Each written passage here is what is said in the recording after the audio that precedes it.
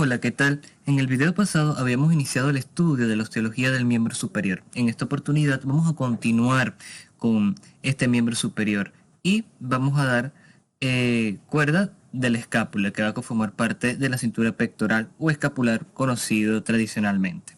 En este hueso vamos a estudiar sus caras, bordes y ángulos, además de todas las inserciones musculares que este va a tener. Soy Samuel González y sin más nada que decir, empecemos con el video. La escápula primeramente es un hueso par, es un hueso tipo plano, es un hueso delgado, de una forma regularmente triangular, que se va a encontrar en relación con la pared posterior superior del toro, específicamente desde la segunda hasta la séptima costilla. Ese es un hueso que va a consistir prácticamente de tejido compacto, pero va a poseer tejido esponjoso en sus diversos accidentes anatómicos que ya próximamente lo vamos a ver, como el proceso acromial, la cavidad glenoidea, etcétera. En esta vista, en posición anatómica, podemos observar que la escápula posee dos caras, una cara anterior y una cara posterior, además de que va a poseer tres bordes y tres ángulos. Vamos a estudiar cada uno de ellos con especial detalle, empezando desde luego con la cara anterior, que la cara anterior desde luego también lo podemos llamar cara costal, porque esta cara anterior de la escápula va a tener una relación directa con la parrilla costal, y es por eso que se puede utilizar como sinónimo, ambos términos. Esta cara anterior, que es profundamente cóncava, va a formar o va a constituir la fosa subescapular, donde se va a insertar el músculo subescapular. Por lo tanto, es algo fácil. Fosa subescapular, músculo subescapular. En esta inserción muscular va a dejar, podemos decir, como un rastro, algunas crestas oblicuas ascendentes dirigidas a provecho del cuello del escápulo, que vendría siendo esto, que en número constante vendría siendo como unas 2 o 3 crestas. Accesoriamente nosotros también encontramos dos superficies óseas triangulares, una superior que vendría siendo esta señalada en pantalla y otra inferior también señalada en pantalla. Estas superficies triangulares tan asimétrica es donde se van a insertar los fascículos musculares del músculo serrato anterior, que ya próximamente vamos a ver que se va a insertar por todo el borde espinal o el borde medial. Por lo tanto, en esta cara anterior o en esta cara costal de la escápula, lo que nosotros tenemos que aprendernos es que es cóncava y que va a constituir así, por lo tanto, en la fosa subescapular, donde se va a insertar el músculo del mismo nombre. Continuemos con la otra cara, que es la cara posterior. La cara posterior de la escápula sin duda es la más interesante al momento de estudiarla, porque posee una mayor cantidad, número de elementos anatómicos a describir. Vamos a describir primero una proyección ósea que va a estar dirigida de medial hacia lateral, de adentro hacia afuera, de abajo hacia arriba, que es lo que se le conoce clásica y actualmente con el nombre de la espina de la escápula. Esta espina de la escápula, una vez que abandona, por así explicarlo, el cuerpo óseo de esta pieza, va a adquirir una sobreelevación y se va a denominar acromion, que la palabra acromion no es aleatoria, sino que la palabra acromion deriva del griego acros y significa del punto más alto, que es una alusión, desde luego, esta sobreelevación que consta de esta parte de esta pieza ósea. Esta espina va a confundirse hacia medial con el borde espinal o medial de la escápula y hacia el lateral desde luego va a adquirir esta sobreelevación ya antes mencionada.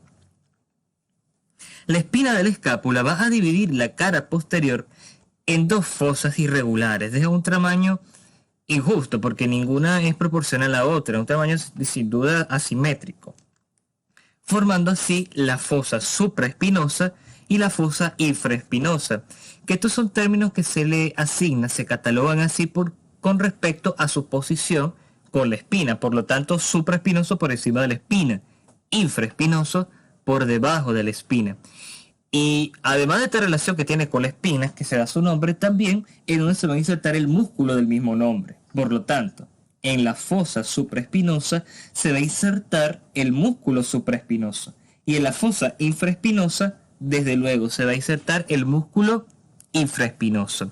Pero hay un detalle muy importante, y es lo que yo quiero que tengan en cuenta en este momento particular. En esta imagen, que luego esquemática, acá trazado en un color acuamarina, a transparencia, podemos ver de que el lugar de inserción esquemáticamente de este músculo infraespinoso no cubre completamente esta fosa infraespinosa, porque hacia el borde lateral se van a ir insertando los músculos redondos, el redondo menor y el redondo mayor, y también hacia más superior se va a insertar el tendón de la cabeza larga del tríceps braquial. Por lo tanto, en la fosa infraespinosa no solo se va a insertar el músculo infraespinoso, que no se preocupen que ya en la inserción de estos músculos lo vamos a estudiar detalladamente, porque acá vamos a encontrar un reparo anatómico que nos va a diferenciar la inserción del músculo infraespinoso con los músculos redondos. En la cara posterior de este hueso, la espina no va a dividir con exactitud y no va a aislar en el sentido completo de la palabra estas dos fosas, sino que estas dos se van a comunicar por un canal vertical por el cual van a pasar diversos vasos y nervios.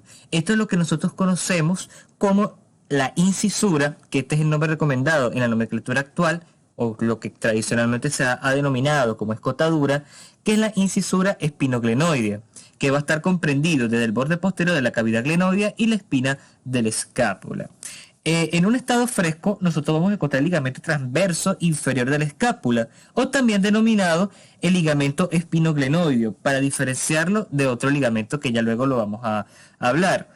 Este ligamento, que se va a situar, como dice su nombre, transversalmente entre la espina y el borde posterior de la cavidad glenoidea, va a contribuir a limitar el pasaje que va a comunicar la fosa supraespinosa con la fosa infraespinosa, por el cual van a discurrir los vasos y los nervios.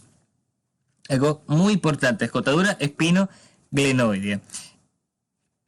En particular, en detalle, con la espina de este hueso, vamos a encontrar dos labios, un labio superior y un labio inferior, que se le hace distinción por las inserciones musculares que este va a tener.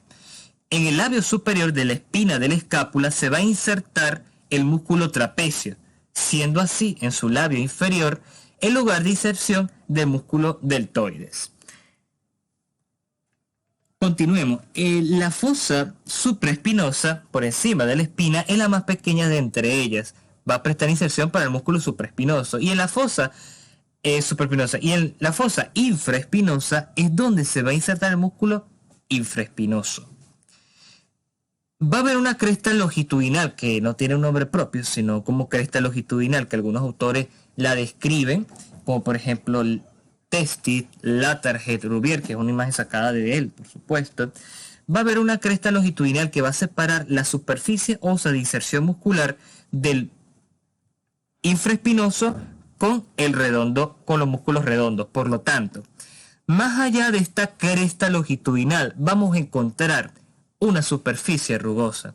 Y en esa superficie rugosa es donde se van a insertar los mencionados músculos, el músculo redondo menor por arriba y el músculo redondo mayor por abajo. Es constante, es predecible observar una cresta oblicua que va a separar el lugar de inserción de estos dos músculos. Y esto que quiero que tengan en mente, no solo en esta fosa infraespinosa, no solo en este espacio que está por debajo de la espina de la escápula se inserta el músculo infraespinoso, sino hacia lateral, hacia el borde axilar, se va a insertar estos músculos redondos más allá de esta cresta longitudinal. Y bueno, habíamos dicho al inicio del video que la escápula posee la forma de un triángulo, regularmente triangular, porque no es triangular, pero como todo buen triángulo, este va a poseer, desde luego, 3 bordes y 3 ángulos. Vamos a estudiar primeramente los bordes. Vamos a estudiar el borde superior, o también llamado borde cervical.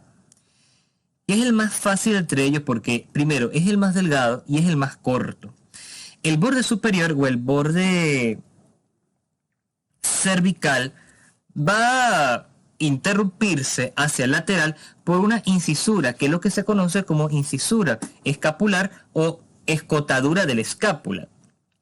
En estado fresco nosotros vamos a conseguir, como el caso precedente, un ligamento transverso, que es lo que nosotros conocemos actualmente como ligamento transverso superior o ligamento coracoideo, porque se está en relación con la base del proceso coracoide.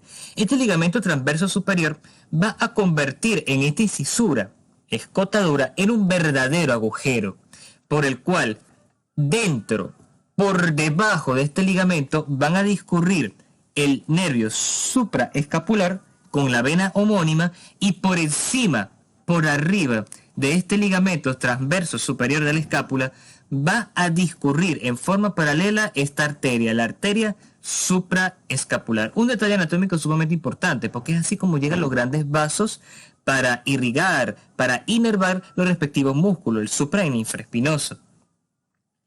Y en lo particular, este fue un detalle anatómico que mi profesor lo preguntó varias veces en necroteca y fue el único que le respondí. Entonces, me gustaría que también le diera un hincapié a esto para que próximas oportunidades se resalten en las prácticas.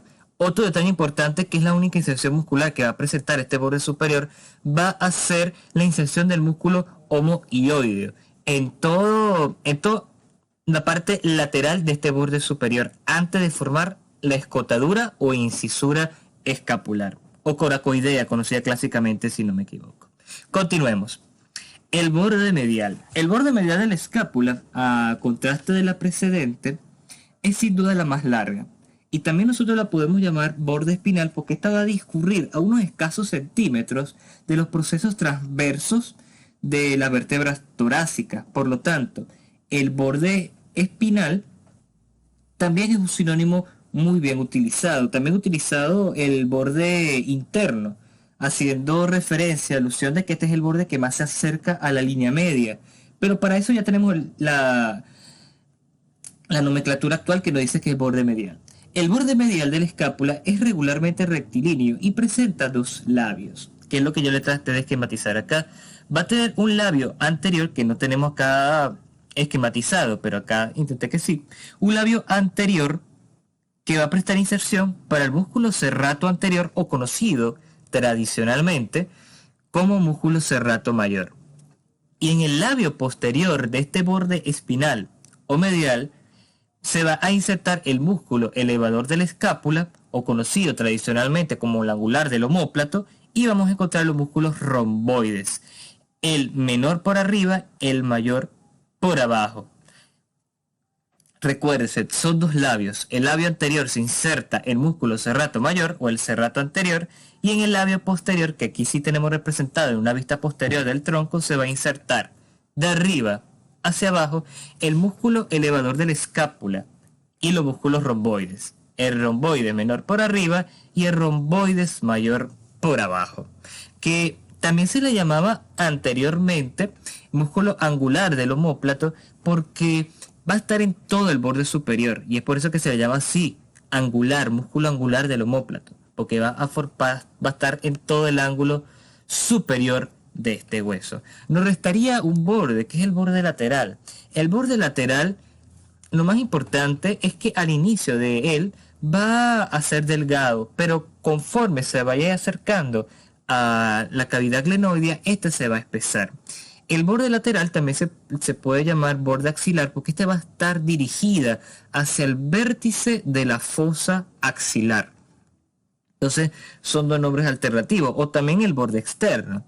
Y lo más importante que tenemos que tener en cuenta es que lo más superior de este borde lateral, que está por debajo de esta cavidad glenoidea, es un tubérculo que tenemos señalado acá con un círculo celeste, que es el tubérculo infraglenoideo, que es donde se va a insertar el tendón de la cabeza larga del tríceps braquial. Los ángulos. Vamos a estudiar primero el ángulo superior. El ángulo superior de la escápula va a estar conformado por la convergencia de el borde espinal o el borde medial y el borde superior.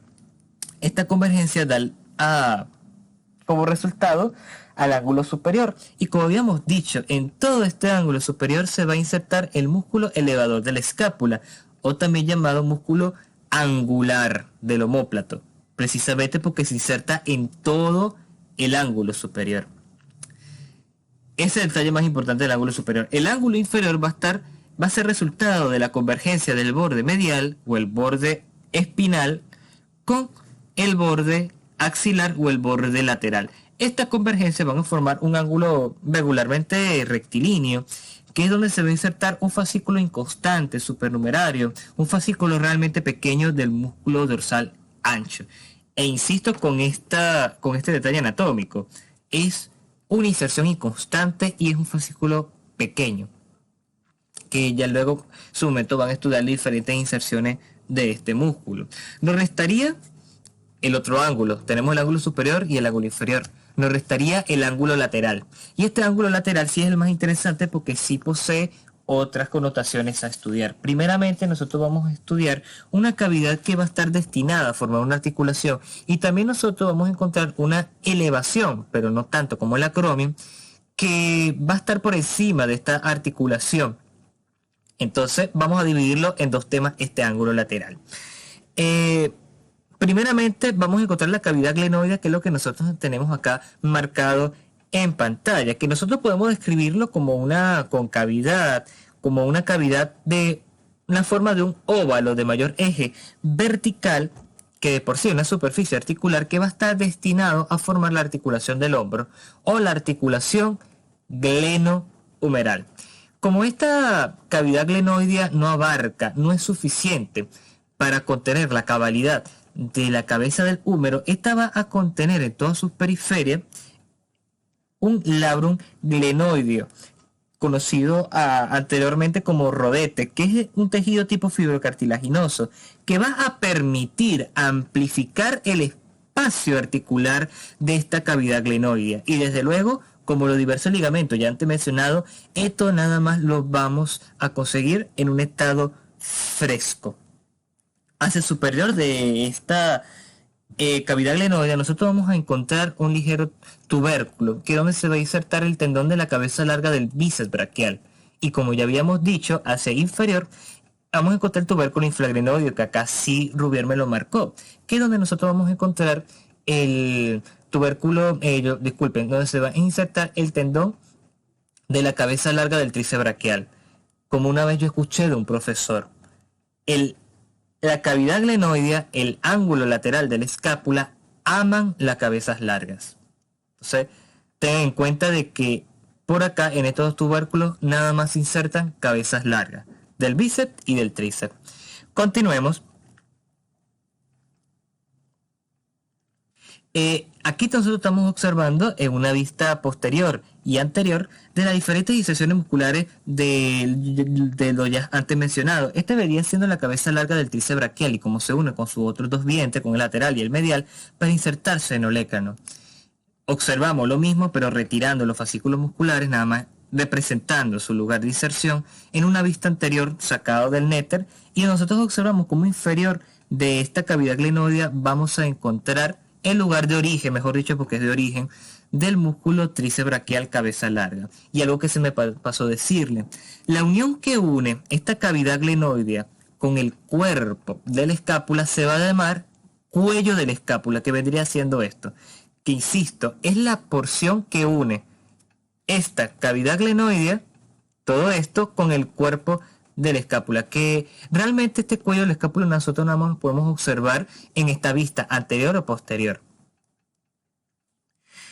Nos quedaría una última instancia anatómica, y esto es lo que esto está desde luego, está por encima de la cavidad glenoidea como habíamos señalado, y esto es algo que los antiguos anatomistas habían comparado con la forma del pico de un cuervo, que esto lo explica su etimología, porque ahí deriva su palabra. Se llama proceso coracoide, que es el denominado acá, puesto que se parece, es un símil al pico de un cuervo, que deriva del griego coracodes, que significa como el pico de un cuervo. Lo más importante que se tienen que aprender de este proceso o apófisis coracoide son las inserciones musculares que va a presentar. En todo el vértice, representado acá con un círculo de transparencia, se va a insertar por medio de un tendón común el músculo coracobraquial con el tendón de la cabeza corta del bíceps braquial. Ya no es la cabeza larga como estamos viendo acá en el tubérculo supraglenoideo, sino ahora es la cabeza corta. Y hacia medial, en todo el borde medial, que acá sí lo tenemos muy bien esquematizado, en todo el borde medial va a tener una inserción muscular que va a ser única, que va a concernir del músculo pectoral menor. Muy importante, en todo el borde medial se va a insertar el músculo pectoral menor, y en todo el vértice de este proceso o apófisis coracoides se va a insertar este tendón en común que van a compartir el coracobraquial con la cabeza corta del bíceps braquial. Les traigo acá un resumen de las diferentes disecciones musculares que va a presentar este hueso. Espero de que sea de contribución y esto es una manera de simplificar el estudio de este hueso.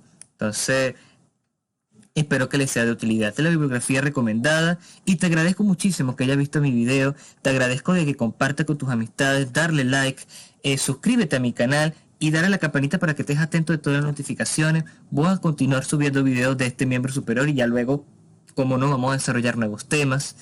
Y cualquier comentario, cualquier duda, cualquier comentario constructivo, puedes darlo acá en la caja de comentarios y con tal gusto. Bueno, muchas gracias y nos vemos a la próxima.